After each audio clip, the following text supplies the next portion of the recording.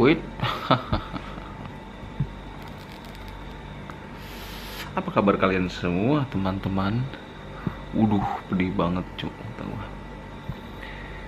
Kita udah gak ketemu berapa jam ini ya, semenjak udah rilis cerita horor pengantin Jawa part 3. Kita gak ketemu lagi. Sampai sekarang baru ketemu. Masih ngecas HP.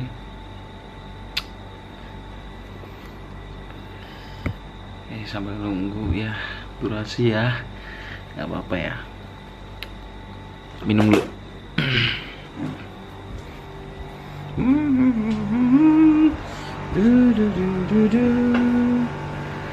Ini jam berapa tadi? Lihat jam 9. Kenapa gua nunggu jam 9 malam? Gua nunggunya malam ya biar suasana itu dapet sesuai sama tema kita, cerita horor. Bismillah.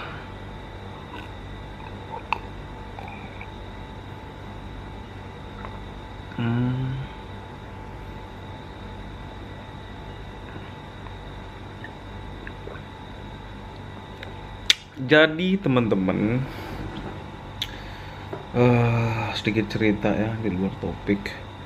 Channel ini tuh sejak tahun 2017. Jadi baru monetize-nya itu Januari 2020. 17, 18, 19, baru 20. Jadi nganggur 3 tahun, gak berguna sama sekali. Cukup lambat ya, karena apa ya, karena gue butuh belajar banyak, gue butuh referensi, gue butuh alasan untuk serius di YouTube. Jadi ya itulah, gue masih perlu banyak mengambil pembelajaran ilmu-ilmu dari para sesepuh YouTube. Kayak begitu. Contohnya apa? Maksudnya gini. Apa sih alasan terbesar gua untuk harus memilih YouTube menjadi sebuah bagian dari hidup gua? Nah, itu yang terpenting gitu loh.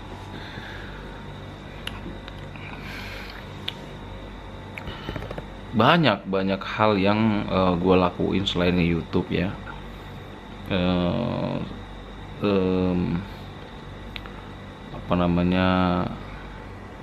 Selain menjadi pekerja pegawai di suatu instansi, kemudian ya terus bergaul dengan masyarakat dan lingkungan sekitar gua, dan banyak aktivitas gua di rumah.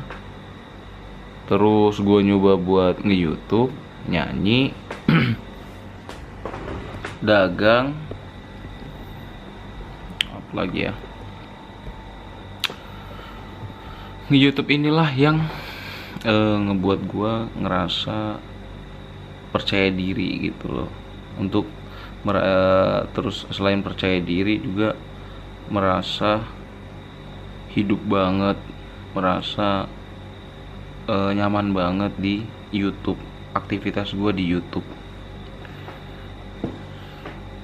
yang terpenting itu nyaman dan timbul dari diri sendiri gitu loh, bukan sekedar ikut-ikutan masukan dari orang, enggak. Ini memang keputusan dari diri gue sendiri.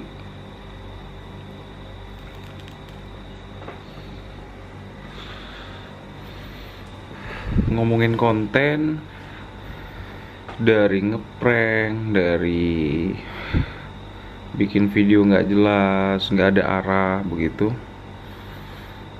terus reuploader ya kan, game, di konten cerita inilah yang kayaknya sesuai sama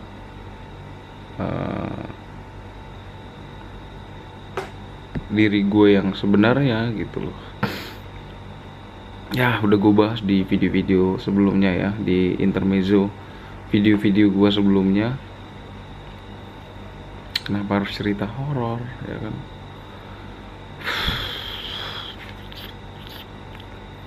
Karena cocok. Nemuin yang cocok tuh susah bro, apalagi gue dapetin hal yang cocok. Jadi begitu.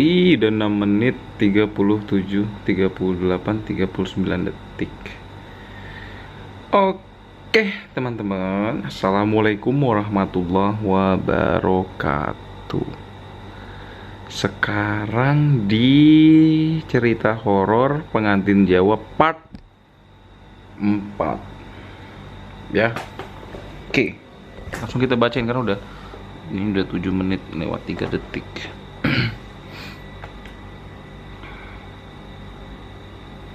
Okray. Kita langsung aja. Kurang gelap nggak? Apa udah pas? Pengantin Jawa part 4.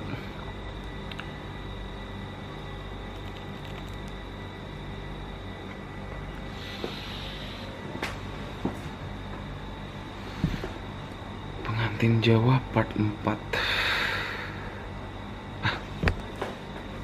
Kurang gelap. Kita harus gelapkan ini.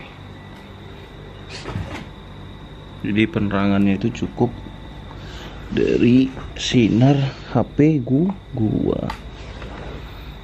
Oke.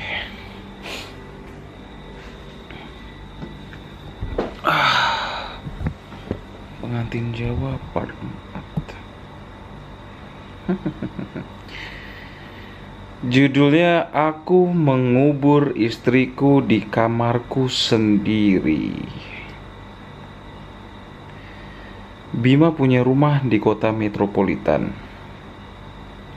Rumah itu ia beli 2 tahun yang lalu dari seorang pengusaha tambang batu bara.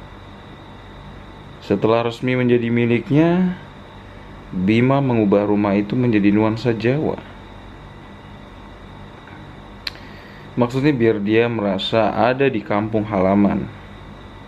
Bagian depan rumah itu dibuat seperti rumah joglo dengan hiasan lampu khas Jawa di depannya. Di beranda rumah itu ada kursi dan meja yang terbuat dari kayu jati. Sebenarnya rumah ini jarang sekali Bima tempati. Maklum, dia itu adalah seorang pembisnis kopi. Jadi, ia lebih sering tinggal di luar kota ketimbang di rumah mewahnya itu. Selama Bima berada di luar kota, rumah itu hanya dijaga oleh seorang satpam. Itu pun hanya menjaga keamanannya saja. Urusan bersih-bersih itu bukan tanggung jawabnya. Oleh karena itu, saat pertama kali Anjani menginjakan kaki di rumah Bima, dia terkejut karena tidak menyangka kalau suaminya punya rumah sebesar ini di kota. Dia juga bingung bagaimana cara membersihkan rumah sebesar itu. Debu menempel di mana-mana, juga banyak sarang laba-laba. Mas, rumah ini sebenarnya berapa tahun gak kamu tempati? Tanya Anjani. Dari pertama beli sekitar 2 tahun lalu. Maksudnya kata Bima nih ya. Dari pertama beli sekitar 2 tahun lalu. Habisnya aku selalu sibuk di luar kota. Sayang sekali ya mas, padahal rumahnya bagus banget. Anjani masih memperhatikan ruang tamu di rumah itu. Aku sengaja beli rumah ini buat persiapan aja. Biar kalau udah berkeluarga, aku gak bingung nyari rumah. Dan mulai dari sekarang, kita akan tinggal di rumah ini. Bima merangkul pundak istrinya sambil tersenyum. Aku bingung cara bersihin rumah sebesar ini, mas. ucap Anjani. Jangan khawatir, kamu istirahat saja. Nanti biar aku suruh orang buat bersihin rumah kita. Bima dan Anjani menempati kamar yang dekat dengan ruang tamu. Kamar itu juga bernuansa etnik Jawa. Di bagian depannya, maksudnya di bagian dipannya, ada ukiran kata-kata menggunakan bahasa Sanskerta yang Bima sendiri tidak tahu artinya. Udah ada gambaran belum soal rumahnya Bima kayak gimana?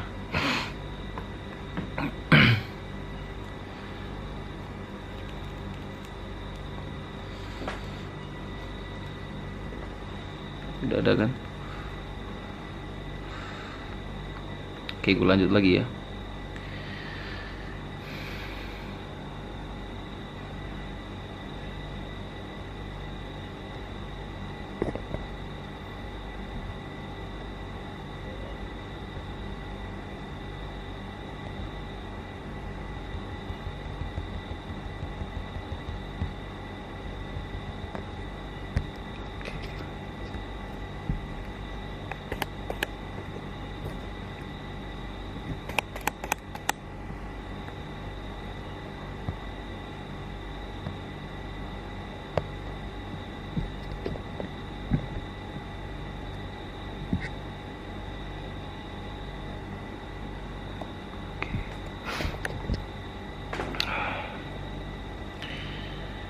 Satu minggu sudah Anjani tinggal bersama Bima di rumah itu.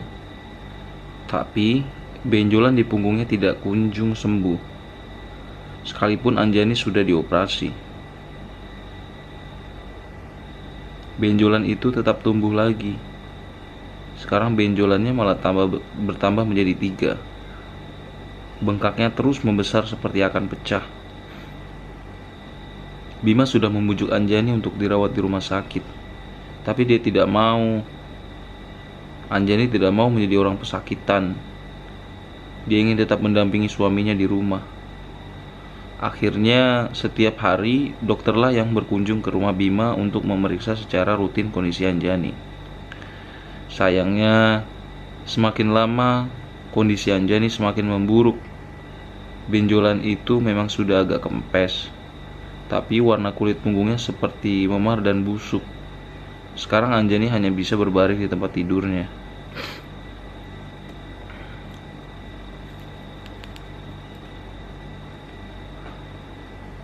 Di saat seperti itu, Anjani meminta sesuatu pada Bima.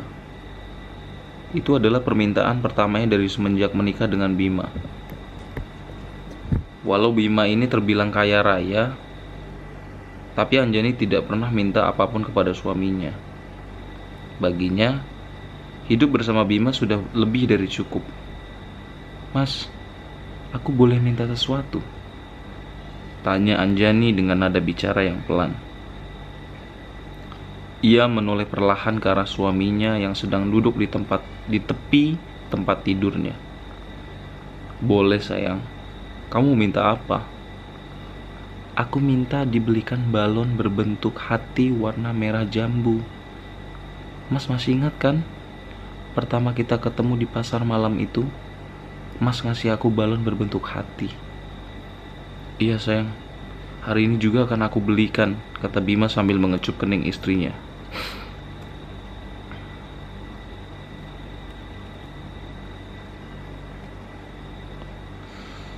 Tidak butuh waktu lama, Bima bisa menemukan balon gas warna merah jambu dan berbentuk hati.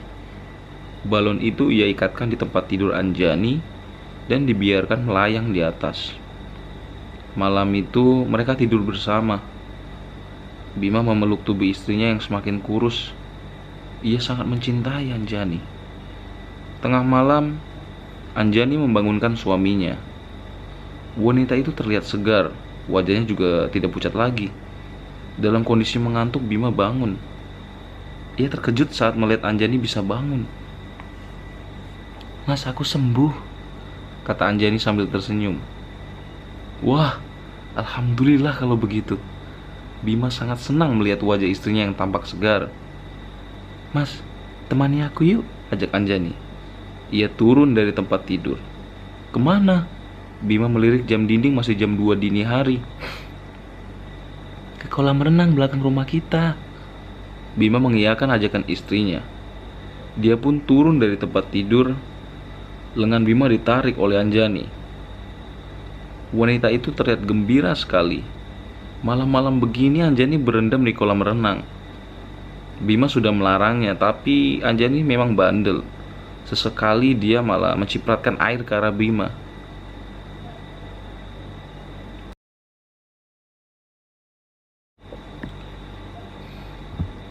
Tepat jam 3 dini hari, mereka berdua kembali ke tempat tidur. Bima memeluk tubuh istrinya, dan itu menjadi pelukan terakhir. Sebab keesokan paginya Anjani meninggal dunia. Dia tidur untuk selamanya. Bima menangis. Bahkan ia berteriak di samping jasad Anjani.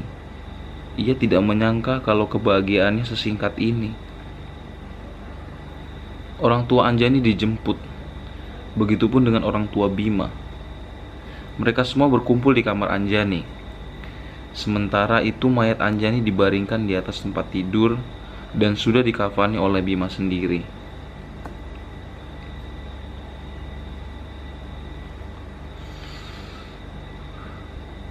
Bu, Pak, aku mau memakamkan Anjani di kamarku sendiri, kata Bima dengan suara yang parau. Jelas saja itu membuat orang tua Anjani kaget. Gak bisa, Anjani akan kami bawa ke Mojosari, kata bapak Anjani yang sudah tua itu. Aku masih sayang sama dia, Pak. Kumohon izinkan aku memakamkannya di kamar ini. Aku janji akan merawat makam Anjani dengan baik. Udah gila kamu, Bim. Biarkan Anjani dikubur di kampung halamannya, timpal ibu Bima. Aku belum siap kehilangan Anjani. Bima tertunduk sambil menangis.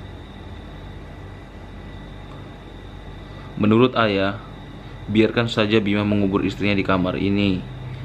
Kini ayahnya Bima membela. Kedua orang tua Anjani terdiam. Mereka seperti tengah mempertimbangkan permintaan Bima. Ya sudah, kalau itu mau kamu, tapi kamu harus jaga kuburan anak kami dengan baik, kata ayah Anjani yang akhirnya mengiyakan keinginan Bima. Kalian sudah gila. Mana mungkin ada kuburan di dalam kamar, bentak ibunya Bima. Biarkan saja, Mah. Itu kemauan anak kita. Ayahnya Bima tetap membela anaknya. Maka malam itu juga lantai kamar Bima dibongkar. Anjani dikuburkan di dalam kamar itu. Balon gas berbentuk hati diikatkan di batu nisan Anjani. Mereka tidak menyadari satu hal, bahwa di sudut ruangan kamar Bima yang remang, Kanti berdiri menyaksikan pemakaman Anjani. Kanti sudah sejak lama ada di kamar itu. Dari awal dia memang mengikuti Anjani. Part 4 selesai. Jadi tugas kita saling share, kasih tahu teman-teman yang lain.